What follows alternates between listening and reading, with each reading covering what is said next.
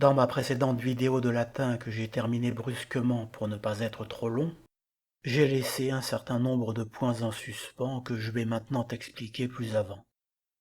Nous étions partis d'un nouveau cas latin, le vocatif, ce qui nous a amené logiquement au problème de la double traduction possible de toute deuxième personne du singulier, une traduction tutoyante et une traduction vouvoyante, que ce soit un pronom, un adjectif ou une forme verbale, puisque le vocatif est le cas de l'interpellation quand on s'adresse à quelqu'un.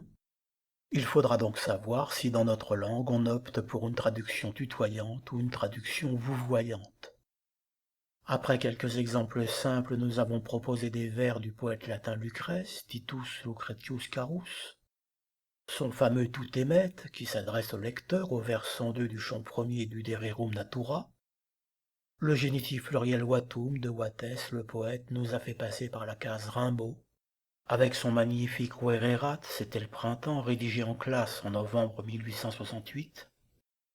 Et pour clore l'exposé, nous avons donné un exemple où le contexte est clairement donné, celui du premier chapitre du livre 5e de Notre-Dame de Paris de Victor Hugo, intitulé Abbas Beati Martini, l'abbé de Saint-Martin, où le médecin du roi, Jacques Coictier, se met à parler latin et dit à Claude Frollo, l'archidiacre de Notre-Dame de Paris: Eras, amice Claudi, vous vous trompez ou vous faites erreur, mon cher Claude. Amice Claudi, littéralement ami Claude, où la traduction vouvoyante s'impose, si toutefois il faut traduire ces mots, parce que tout ce beau monde se vouvoie quand il parle français dans le contexte. D'ailleurs, Claude Frollo lui répond en français: c'est vous qui errez, en vous voyant bien sûr. Comme le vocatif ne diffère du nominatif qu'à la deuxième déclinaison, nous avons précisé que c'est le génitif singulier qui détermine la déclinaison associée au vocable. Il semble que la notion de vouvoiement ait pour origine le triumvirat, quand la magistrature romaine était composée de 3 hommes. La racine trium renvoie au chiffre 3, c'est le génitif, et vir à l'homme, on reconnaît le français viril. Ce qui fait qu'on disait à chacun d'eux séparément vos, ce qui voulait signifier vostres, vous trois, incluant les 2 autres dans le propos, comme si l'on parlait à une seule personne qui en vaut 3 dans le contexte, ce qui implique de mettre le verbe au pluriel ainsi que les adjectifs et autres éléments qui s'accordent grammaticalement. Par exemple, vous êtes généreux, vos generosi estis, c'est-à-dire vostres generosi estis. On peut penser que les situations de ce genre, où un représentant valait pour plusieurs instances à lui tout seul, se sont multipliées. Le vos pluriel a fini par devenir un vos singulier ne renvoyant qu'à l'interlocuteur. D'où l'émergence d'un vous de majesté qui s'est généralisé dans la population dans les situations à caractère officiel. On ne faisait d'ailleurs là que copier sur le nous de majesté qui existe en latin classique et a perduré en français. Ce nous ne renvoie qu'au locuteur, par exemple ut supra diximus, ainsi que nous l'avons dit plus haut. On dit aussi nous de modestie, car dans des expressions du genre dans notre dernier article, on laisse entendre par là que c'est un article collectif de manière à minimiser sa participation, alors qu'en réalité on en est le seul auteur. Par la suite, le vouvoiement est devenu le mode de communication par défaut quand les personnes ne se connaissent pas. Il perd donc son caractère de respect qu'on lui prête souvent, le tutoiement n'étant censé intervenir chez les personnes civilisées que par consentement mutuel. Estis est la deuxième personne du pluriel du présent du verbe être. Sum es est sumus estis sunt. Et diximus est la première personne du pluriel du parfait du verbe dico dire. Dixi, dixisti, dixit, diximus, dixistis, dixerunt. Notez le cas particulier de l'anglais qui a aboli le tutoiement. On sait qu'ils ont pu tutoyer ne serait-ce que par le théâtre. Gertrude dit par exemple à son fils Hamlet: Thou hast thy father much offended, while de patrem offendisti. Tu as grandement offensé ton père. Offendisti, deuxième personne du singulier du parfait du verbe offendo, offenser, heurter. Offendi, offendisti, offendit, offendimus, offendistis, offenderunt. Il suffit de comparer avec les formes issues de Dixi qu'on vient de voir pour comprendre le mécanisme du parfait. On voit que les formes anglaises anciennes, thou, hast, thy, sont clairement des tutoiements. Cette pièce de Shakespeare date du début du XVIIe siècle. On pouvait donc encore tutoyer à cette époque. À ce sujet, je vous renvoie à mon article intitulé Le secret d'Hamlet. Les Anglais ont fini par supprimer la possibilité du tutoiement de leur langue dans des conditions assez obscures, on ne sait pas trop comment ça s'est passé. Notons incidemment, dicetur intransitus, soit dit en passant, qu'ils ont généralisé le vouvoiement et non pas le tutoiement, ce qui devrait mettre la puce à l'oreille aux tutoyeurs intempestifs qui se permettent de tutoyer d'emblée sans consentement préalable. Cela dit, ce vouvoiement généralisé en anglais n'est in fine plus un vouvoiement, puisqu'à contrario, ils ne peuvent plus tutoyer. Sachant que tutoiement et vouvoiement sont corrélats, l'un ne pouvant pas exister sans l'autre. Comme le latin ne peut pas vouvoyer, sa seconde personne du singulier n'est pas un tutoiement. De même que comme l'anglais ne peut plus tutoyer, sa seconde personne du pluriel n'est pas un vouvoiement. D'où les doubles traductions possibles quand on passe d'une langue à mode unique à une langue à mode double. Voilà pourquoi toute deuxième personne du singulier en latin a deux traductions. Une traduction tutoyante et une traduction vouvoyante selon le contexte ou la sensibilité du traducteur. De même, toute deuxième personne du pluriel en anglais aura également deux traductions, une traduction tutoyante et une traduction vouvoyante. Ce genre de détail est d'ailleurs parfois signifié dans les romans modernes, avec des indications romanesques du genre « je ressentis son you » comme un tutoiement. Je vous avais présenté certains verbes en alignant plusieurs formes. Par exemple, acipio recevoir, au moment de traduire litteras tuas accipi. Il en est ainsi pour tous les verbes latins, on présente en premier la première personne du présent. Notez qu'on traduit traditionnellement cette première personne par un infinitif. C'est un petit caprice de grammairien qui s'est perpétué. On dit par exemple acipio recevoir, mais il va de soi qu'acipio signifie en réalité je reçois, car acipio est la première personne du présent de l'indicatif. Après cette première personne du présent, on donne la deuxième, puis l'infinitif, puis le parfait, puis une forme spéciale qui s'appelle le supin. Dans mes présentations, j'ai déployé toutes les formes, mais les dictionnaires les montrent en abrégé. Elles sont faciles à reconstituer à partir de là.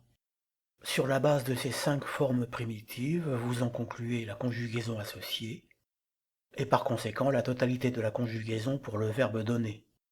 Pour les mots généraux déclinés hors exception, on a vu que c'est les génitifs singuliers qui indiquent la déclinaison associée. Le quantième de la déclinaison, pourrions-nous dire, mais le mot quantième est désuet. Pour les conjugaisons, ce sont les 3 premières terminaisons dans la présentation des verbes. Il y a 5 conjugaisons numérotées de 1 à 4, car il y a 2 troisièmes. Les grammairiens ont numéroté ainsi pour mettre en évidence la parenté qu'il y a entre la 3a et la 3b. Donc si les 3 premières terminaisons dans la présentation des 5 formes du verbe donnent o, as, are, ce sera un verbe de la première conjugaison. Si ça fait eo, es, ere, ce sera un verbe de la deuxième conjugaison.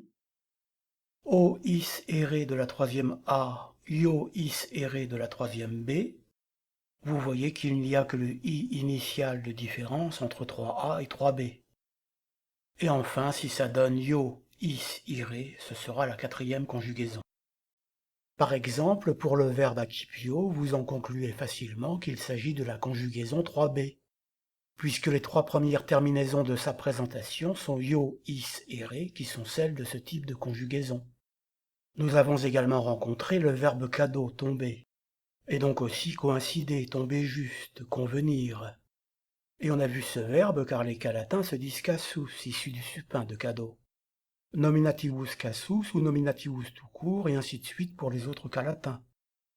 Les terminaisons en o, is, ere de ce verbe montrent qu'il s'agit ici de la conjugaison 3a. Parfois le verbe n'a pas de supin, on a vu le cas de luceo, briller, de la deuxième conjugaison. On a vu ce verbe au moment du commentaire sur les premières paroles d'un requiem.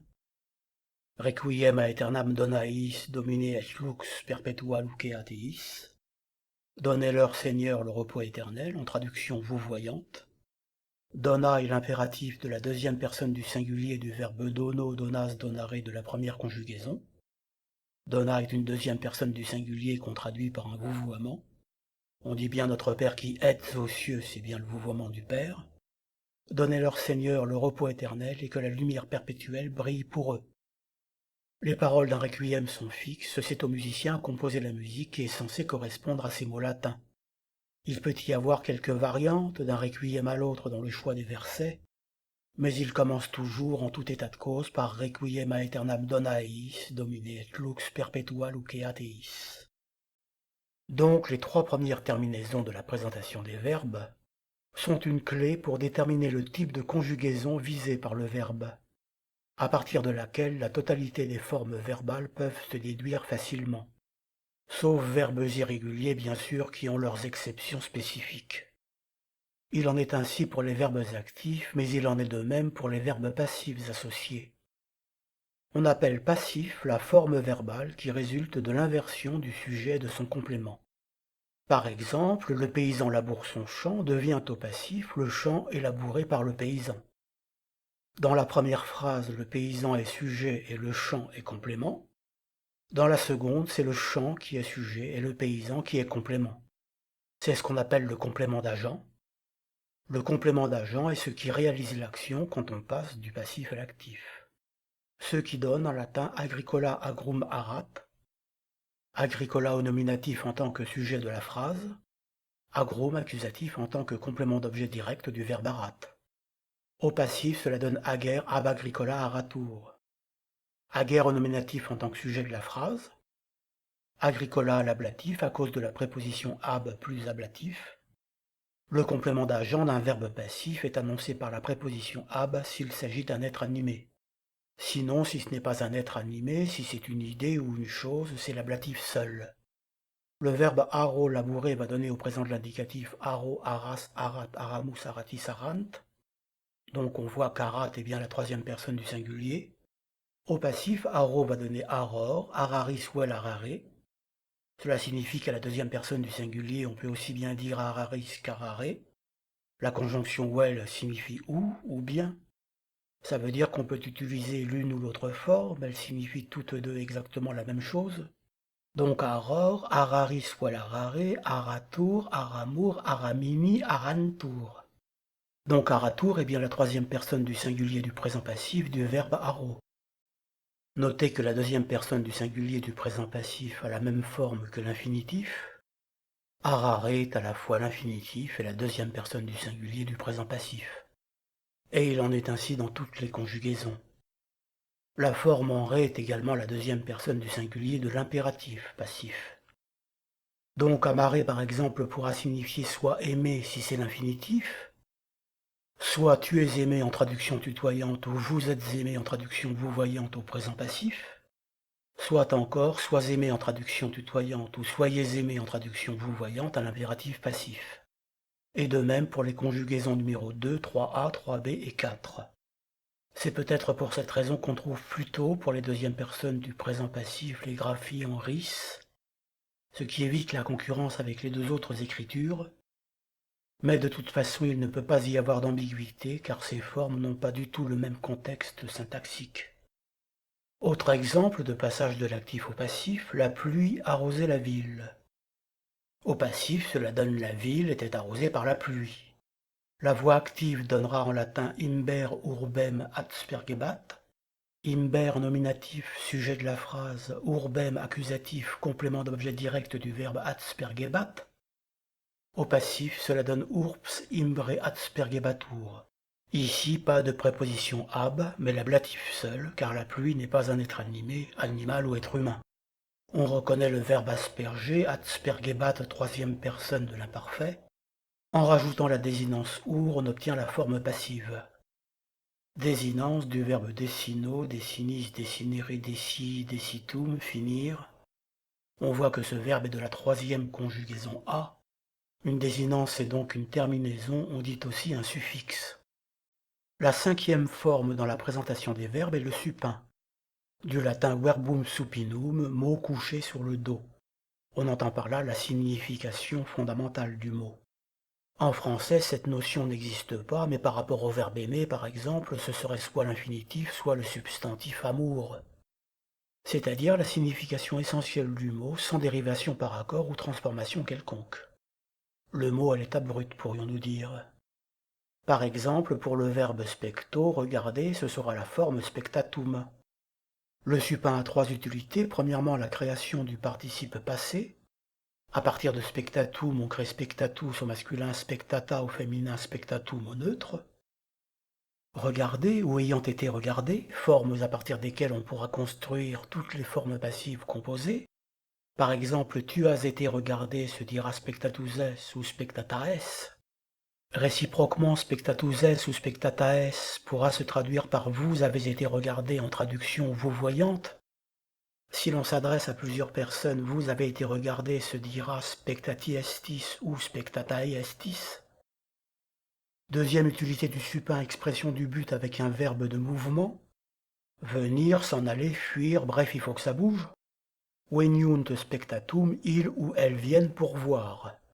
On a bien d'autres moyens pour dire la même chose. On pourra dire par exemple veniunt ad spectandum, avec l'accusatif du gérondif précédé de la préposition ad. On peut dire également veniunt spectandi causa, littéralement pour cause de voir, causa l'ablatif en tant que complément circonstanciel. L'ablatif de causa étant accompagné du génitif du gérondif, spectandum à l'accusatif et spectandi au génitif. On peut également dire veniunt ut spectent avec le subjonctif présent précédé de la conjonction ut. Donc on a différents moyens pour exprimer le but, mais le supin ne s'utilise qu'accompagné d'un verbe de mouvement, alors que les autres syntaxes sont universelles. La troisième et dernière utilisation du supin est l'expression du futur passif dans la proposition infinitive. Dans une proposition dite infinitive, le sujet se met à l'accusatif et le verbe à l'infinitif. Et l'infinitif futur passif s'exprime avec le supin et iri qui est le passif du verbe aller irer. Par exemple, ils croient qu'ils sauront regarder se dit crediteos spectatum iri. Eos à l'accusatif pluriel est le sujet de la proposition infinitive, et spectatum iri l'infinitif au futur passif. Ce genre de formule est peu esthétique, car eos est un pluriel et spectatum est ressenti comme un singulier. Comme si l'on disait, il croit que tout ça dans son ensemble va être regardé, avec une sorte de passage du pluriel au singulier collectif. Un latin d'époque éviterait probablement cette syntaxe un peu engoncée, surtout au pluriel. Elle lui préférera sans doute une parataxe, c'est-à-dire une juxtaposition d'éléments non liés grammaticalement entre eux, donc sans conjonction ni subordination, comme en chinois. Le chinois est une langue essentiellement parataxique. Par exemple, hoc credit spectabuntur ou encore hoc credit scilicet spectabuntur. Spectabuntur, troisième personne du pluriel du futur passif de specto. Ils ou elles seront regardés. Ils croient cela, ils seront regardés, ou encore à savoir qu'ils seront regardés. Nous avions déjà vu une proposition infinitive au moment d'expliquer tuum exace, formule de politesse à la fin d'un courrier, vôtre tout entier en traduction vous voyante. La phrase complète serait par exemple credeme tuum exace esse, veuillez me croire tout à vous, avec une proposition infinitive introduite par me qui est l'accusatif d'ego et le verbe être esse à l'infinitif. En français, la proposition infinitive existe, mais uniquement avec les verbes de perception.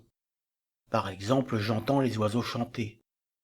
On voit bien que c'est une proposition infinitive. J'entends quoi? Les oiseaux, complément d'objet direct, accompagné du verbe à l'infinitif chanter.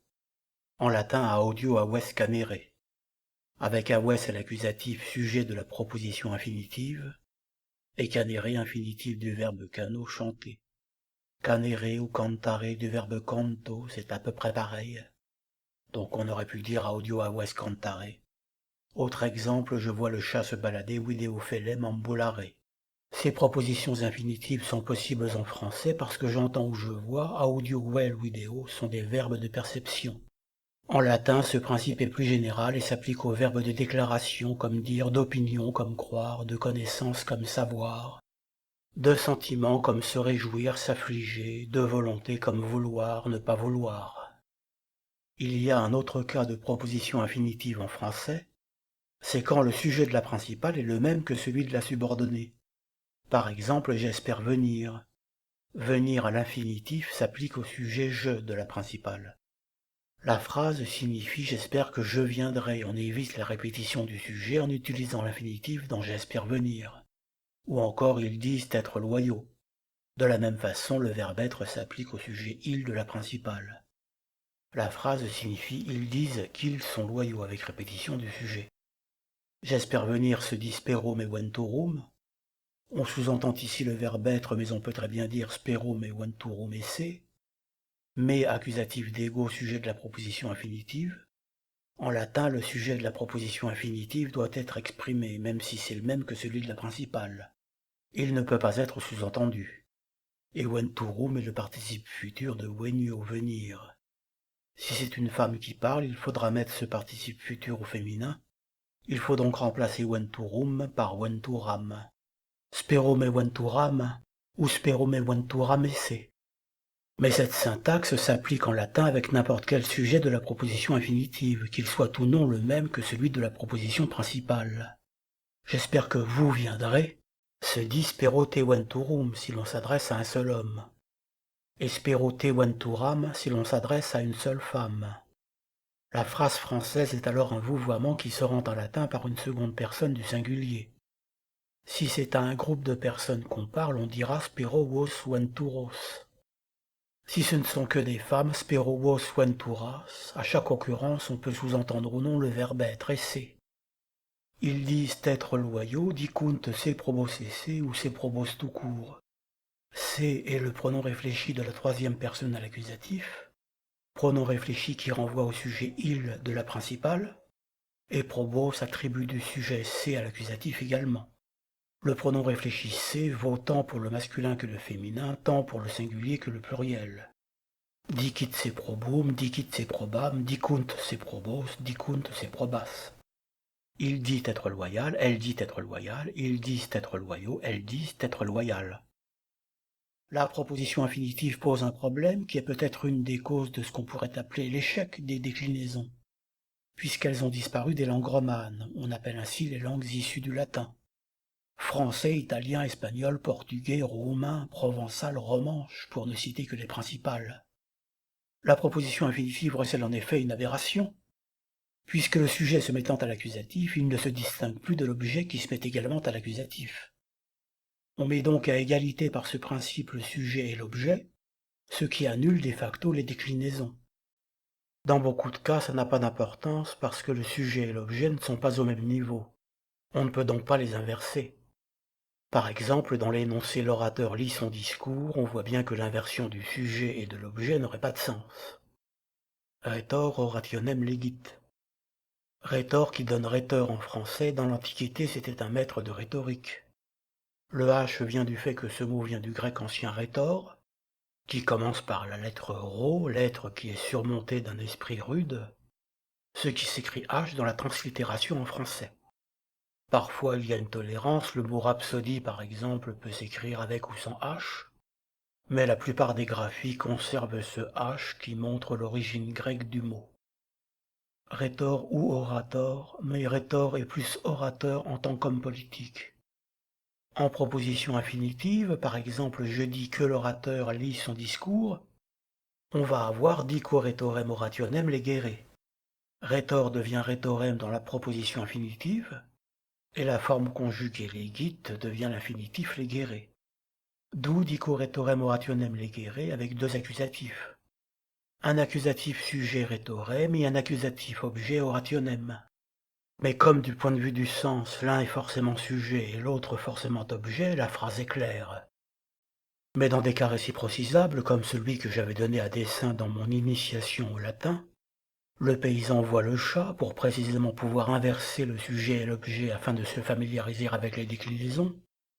Le problème devient épineux dans la proposition infinitive associée car le sujet et l'objet sont tous deux à l'accusatif. On n'a donc aucun moyen de les distinguer. Le paysan voit le chat se dit par exemple agricola felem videt. Dans un cas simple de ce genre, on peut mettre les mots dans n'importe quel ordre. En proposition infinitive, exempli gratia, nous disons que le paysan voit le chat. Dicimus agricolam felem videre. Comme le sujet est à égalité avec l'objet et qu'ils sont réciprocisables par rapport au sens, on ne peut pas savoir avec certitude si la phrase signifie « nous disons que le paysan voit le chat » ou bien « nous disons que le chat voit le paysan ». On ne peut pas savoir qui voit qui. On pourrait éventuellement arguer que le sujet devrait se trouver de préférence juste après le verbe annonciateur de la proposition infinitive, ici dicimus, de manière à distinguer dicimus agricolam felem videre et dicimus felem agricolam videre. Mais tout cela reste bien incertain. Cela pour montrer les limites de la langue. En principe, la question ne se pose pas. Je voulais juste pointer du doigt l'aberration cachée de la proposition infinitive. À ce sujet, je vous renvoie à mon article ludique intitulé « Le cerveau latin », qui met en évidence que la difficulté de cette langue ne vient pas des déclinaisons comme on a tendance à le croire, mais des enclaves que les langues romanes ont complètement éradiquées pour leur inutile complexité, avec pour exemple la première phrase du Proplanquio de Cicéron. À propos du poème latin de Rimbaud, Ver erat, c'était le printemps, qui sont un commentaire de quelques vers d'une ode d'Horace, nous sommes tombés sur cette remarque miminiquae placossum mihi parvo orbilium dictare. C'est le vers 70 de la première épître du livre second d'Horace. Mot à mot, je me souviens ce que Orbilius le fouetteur dictait à moi petit. Meminiquae pour memini eorumquae, well memini eaquae, je me souviens toutes les choses que Memini s'accompagne soit d'un génitif, ici eorum, soit d'un accusatif, ici ea. Eorumquae ou eaquae sont des pronoms neutres au pluriel. Cela dit, il y a un vice de forme dans l'énoncé, car on a une proposition infinitive ayant orbilium placossum pour sujet à l'accusatif et dictare pour verbe à l'infinitif. Ce qui est impossible, car une relative ne peut pas annoncer une infinitive. Je ne l'ai pas signalé à ce moment-là, car nous n'avions pas encore détaillé la proposition infinitive. Ça n'a pas beaucoup d'importance parce que le sens est clair, mais Horace s'amuse ici avec sa propre langue maternelle, et les grammairiens sont bien obligés de signaler cette licence de langage que s'autorise le poète ne serait-ce que pour leurs élèves. L'énoncé correct serait par exemple memini eaquae placossus mi parvo orbilius dictabat. Je me souviens ce que me dictait Orbilius le fouetteur dans mon enfance. Avec Orbilius plagossus au nominatif et dictabat à l'imparfait. Dans les livres d'époque, on trouvera une note infrapaginale d'explication du genre probeenim, memini eaquae praeceptor meus Orbilius, qui plagas discipulis suis gaudebat infligere, dictitare solebat. Littéralement, convenablement en effet, je me souviens ce que mon maître, mon précepteur, Orbilius, qui aimait infliger des coups à ses élèves, avait l'habitude de répéter sans cesse. Donc l'élève devait comprendre, outre le commentaire à proprement parler qui explicite les mots d'Horace, que la proposition relative introduite par Quae devait avoir un nominatif comme sujet. Ici praeceptor meus Orbilius, mon maître d'école Orbilius, et un verbe conjugué au passé, ici à l'imparfait solebat, avait l'habitude de. On en profite pour signaler que par dictare, il faut entendre en réalité dictitare, c'est-à-dire dire et redire, avoir toujours à la bouche. Vous comprenez pourquoi, dans les siècles passés, on était si fort en latin. C'est que les livres étaient intégralement écrits en latin. Et tous les cours de latin ou non étaient donnés en latin. D'où le nom de quartier latin à Paris, dans le 5e et une partie du 6e arrondissement, là où se situaient de nombreuses écoles médiévales qui dispensaient leurs cours en latin. À propos de la forme Romae, nous avons été amenés à évoquer le locatif, qui indique le lieu où l'on est, et qui, sauf rares exceptions, a une forme génitive ou ablative. Dans notre initiation au latin, nous avions brièvement présenté la signification des cas dans leur généralité, mais souvent de fois, ce sont des formes et non des cas à proprement parler. Quand on dit par exemple ad plus accusatif ou ex plus ablatif, les notions d'accusatif et d'ablatif perdent leur sens originel. Ce sont plutôt des formes utilisées dans un tout autre contexte. Sinon, il aurait fallu démultiplier les cas spécifiques et la langue serait devenue impraticable. N'oublions pas qu'à l'origine le latin est une langue de paysans. Agricolarum lingua. Les déclinaisons sont apparues comme une nécessité pour se faire comprendre. Elles existent avec des variantes dans toutes les langues indo-européennes. Si la construction de l'Europe avait été véritablement d'origine européenne, la langue commune pour unifier les peuples aurait pu être le latin, c'eût été en tout cas une hypothèse légitime. Les futures générations auraient alors été bilingues avec une langue nationale et le latin en langue commune, un peu comme en Allemagne où l'on parle un allemand local et le Hochdeutsch, le haut-allemand qui est la langue officielle des médias tant écrits que parlés, ou comme en Chine dont le mandarin est commun à toute la République populaire. Mais on sait aujourd'hui que l'Europe est une construction américaine, c'est-à-dire en réalité une déconstruction, avec une contradiction frontale, puisque chaque nation est priée d'ouvrir ses frontières, de perdre son identité, sa culture, son histoire, et ce au nom d'une nouvelle religion appelée antiracisme, avec une reductio ad Hitlerum à la première contestation émise, au moindre étonnement éprouvé devant cette obligation suicidaire, et toute une sophistique bien huilée qui ont pour fonction de bloquer la parole et d'interdire tout débat démocratique. D'ailleurs, on appelle lycée international une école où l'enseignement se fait en anglais. Errorem quaere, chercher l'erreur. Il faut noter que si l'Europe est la seule région du monde qui doit subir cette lente dissolution, cette dislocation orchestrée en sous-main par les États-Unis d'Amérique. Et je le précise incidemment ici parce que certains commentateurs s'émeuvent parfois de l'effet sans voir la cause. C'est parce que c'est le seul foyer où surnage une contestation séculaire radicale touchant aux deux sacralités que sont l'État et l'argent, pour le dire en deux mots, l'être contre l'avoir. Analyse totalement absente chez les halogènes qui rentrent dans ce qu'on appelle le fétichisme de la marchandise et qui font partie intégrante de ce que Guy Debord avait appelé dès novembre 1967 la société du spectacle. Comme l'a très bien dit Virgile dans ses Géorgiques au vers 490 du livre 2, Félix qui potuit rerum cognoscere causas.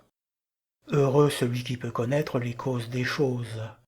Je traduis le parfait potuit comme un présent, subspecie aeternitatis, ou l'espèce de l'éternité, car celui qui a pu, peut et pourra est donc peu dans une sorte de présent idéal. Il est fréquent que le parfait exprime le résultat présent d'une action passée. Sur le fond, il faut essayer de remonter aux causes, quantum fieri potest, bien entendu, autant que faire se peut. On peut représenter l'algorithme du locatif tel un petit organigramme de test binaire informatique. La question centrale est de savoir si le nom de ville ou de petite île, par petite île on entend une île qui a le même nom que sa ville principale, c'est-à-dire en gros toutes les îles sauf la Grande-Bretagne, la Corse, la Sardaigne, la Sicile et la Crète. Ce nom de ville donc ou de petite île est-il de la première ou de la deuxième déclinaison au singulier? Si oui, le locatif aura une forme génitive. Et cette forme sera au singulier puisque par hypothèse dans ce cas-là, le nom est au singulier. Sinon, le locatif aura une forme ablative.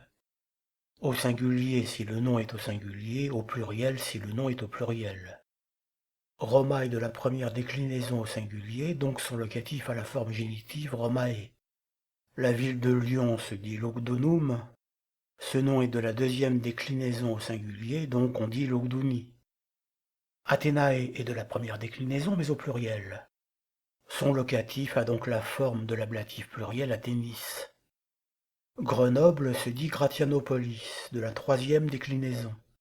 Donc son locatif a une forme ablative. Les noms géographiques en is ont par exception un ablatif en i, et un accusatif en im, soit dit en passant. Le locatif est donc Gratianopoli. La ville de Carthage, Carthago, est de la troisième déclinaison. Son ablatif est Carthaginé, mais on lira souvent par exception Carthagini. Il existe d'ailleurs quelques exceptions traditionnelles qui ont un ablatif en i et non en e à la troisième déclinaison. C'est un simple caprice linguistique.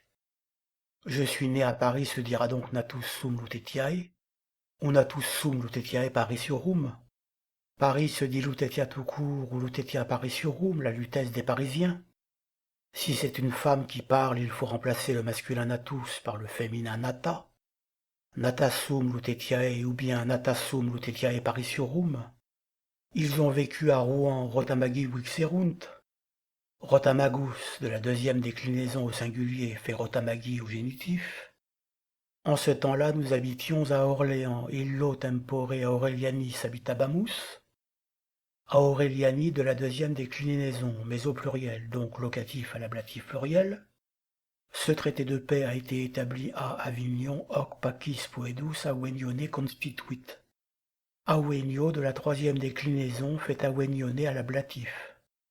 Notez qu'on doit bien dire à Avignon malgré le hiatus quand il s'agit de la ville stricto sensu, même si en Avignon est toléré.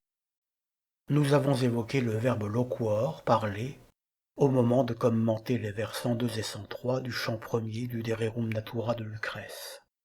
C'est ce qu'on appelle un verbe déponent, c'est-à-dire un verbe qui a des formes passives mais un sens actif. On appelle verbe déponent un verbe qui a des formes passives mais un sens actif.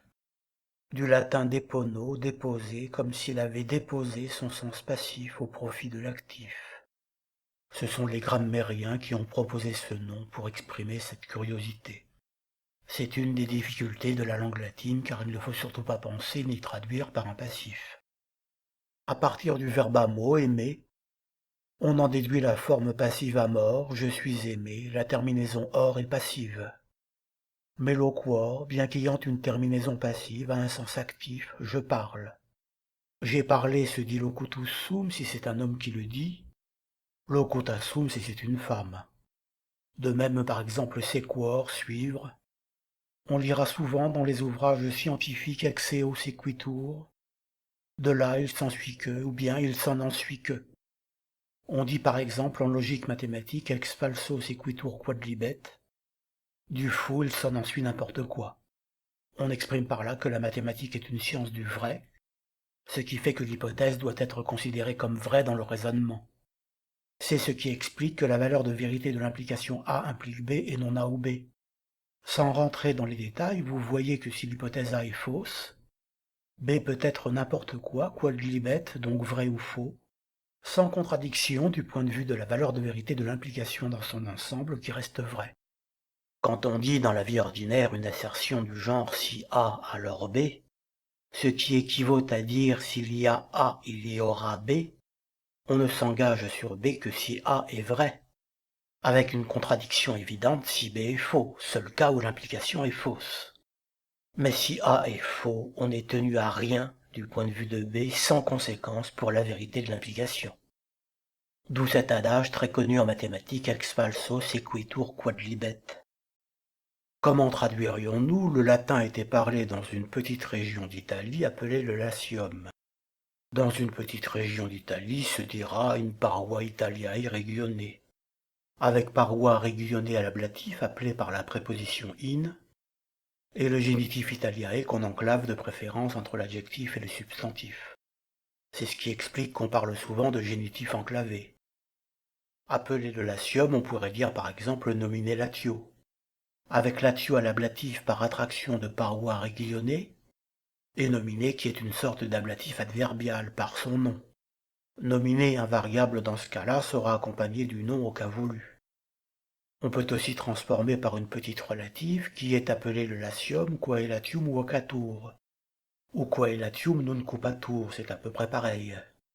Quae au nominatif, qui est appelé a pour antécédent regioné, et latium attribut du sujet, le sujet est ici le pronom relatif quae, également au nominatif. De façon assez curieuse, le latin n'a pas de mot pour dire le latin. On est obligé de dire la langue latine, latina lingua, ou encore latinus sermo. Notez que les adjectifs latins de nationalité prennent une majuscule initiale. Certains dictionnaires donnent latinum au neutre pour désigner le latin en tant que langue, mais je déconseillerais son utilisation comme telle, car dans la littérature on ne trouve guère que l'expression in latinum convertere, traduire en latin. Il n'est même pas certain que latinum soit au neutre ici. On peut très bien imaginer que sermonem au masculin est sous-entendu in latinum sermonem convertere. Donc on dira latina lingua, ou même mieux lingua latina, car dans cette expression spécifique on a tendance à préférer l'adjectif en deuxième position. Ça fait partie des petits caprices de langage inexplicables. La difficulté est de traduire était parlé, car c'est un passif. Or, comme le verbe loquor a déjà une forme passive en tant que verbe déponent, on ne peut plus avoir son équivalent passif en français. Il en est ainsi par définition de tous les verbes déponents. Donc soit on trouve un verbe qui a une forme active qu'on pourra convertir au passif, soit on tourne la phrase autrement puisqu'on ne peut pas la traduire comme telle. Pour parler, on peut peut-être essayer le verbe dico. Était parlé à l'imparfait passif se dira alors dicebatur. Une première possibilité serait donc lingua latina dicebatur in parva Italiae regione quae latium vocatur. Le latin était parlé signifie on parlait latin. Mais comme le latin n'a pas le pronom on si pratique en français, on peut tourner par il parlait latin, latine loquebantur. Sous-entendu homines, les humains, homines latine loquebantur. C'est ainsi qu'on rend notre pronom on français par un verbe au pluriel accompagné ou non du substantif homines, les humains. On poursuit de la même façon, par exemple, in parva Italiae regione nomine latio. Sinon, on peut se servir de l'expression in usu esse, être en usage. Et l'on dira lingua latina in usu erat. In parva Italiae regione quae latium non cupatur. Je termine par une question humoristique, scribitur ne verbum amor, cum aut sine h litera. La particule ne est très pratique en latin car elle signifie est-ce que à elle toute seule. On la colle au mot sur lequel porte la question.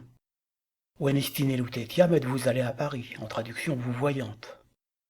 Lutetiam ne venisti, est-ce à Paris que vous êtes allé. Erine lutetiam venisti, est-ce hier que vous êtes allé à Paris, et ainsi de suite. On appelle en critique ce genre de particules qu'on agrège à la fin d'un mot.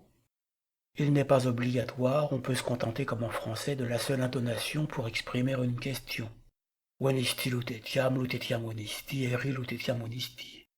Notez que lutetiam est à l'accusatif de mouvement, sum lutetiae au génitif locatif, je suis à Paris, mais venio lutetiam à l'accusatif de mouvement, je vais à Paris. Donc né en clitique, est-ce que verbum amor, le mot amour, verbum au nominatif, sujet de la phrase, et amor au nominatif également car il est apposé au sujet verbum.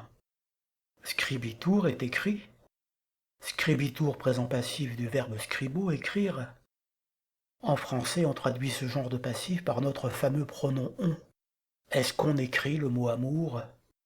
On a aussi la forme pronominale qui exprime la même chose. Est-ce que le mot amour s'écrit? Cum avec out ou sine sans h littéra lettre h. Est-ce que le mot amour s'écrit avec ou sans la lettre h? Vous pouvez répondre par exemple scribitur sine h littéra. Ça s'écrit sans la lettre h avec le sujet sous-entendu. On peut dire hoc sous-entendu verbum scribitur sine h littéra. Hoc est alors le sujet exprimé au nominatif, il s'écrit ou cela s'écrit. Ou encore hoc verbum scribitur sine h littéra.